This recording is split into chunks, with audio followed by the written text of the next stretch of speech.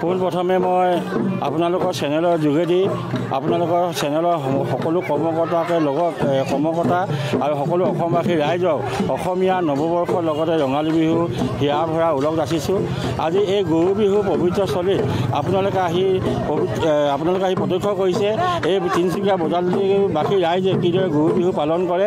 এই অঞ্চলত সকলো ৰাইজ একত্ৰীকৰণ হৈ জাতি ভাষা ধৰ্ম নিমিষাকে আহি গৰু বিহু উদযাপন কৰে।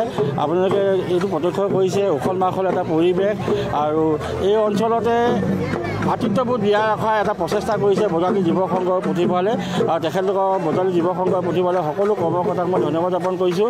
তেখেতলোকৰ উদ্যোগতে ইমান সুন্দৰ এটা অনুষ্ঠান ইয়াত আয়োজন কৰিছে তেখেতলোকে আৰু ইয়াৰ দ্বাৰা আমাৰ বৃহত্তৰ অঞ্চলৰ ৰাইজ উপকৃত হৈছে আৰু অসমীয়া যিটো পৰম্পৰা গৰু বিহু গা ধোৱা যিটো পৰম্পৰা সেইটো তেখেতলোকে জীয়াই ৰাখিবলৈ চেষ্টা কৰিছে। এই গৰু গা ধোৱা পৰম্পৰাটো সমজুৱাভাৱে বহুত জেগাত আজিকালি নাইকিয়া হৈছে।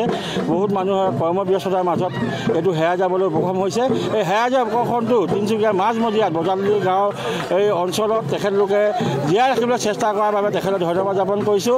আৰু এই অঞ্চলত এই গৰু বিহুৰ দিনাখন আপোনালোকে আহি আমাক যি সহায় হয়তো আগবঢ়ালে তাৰ বাবে আপোনালোকৰ সকলো কৰ্মকৰ্তাক মই আন্তৰিক ধন্যবাদ জ্ঞাপন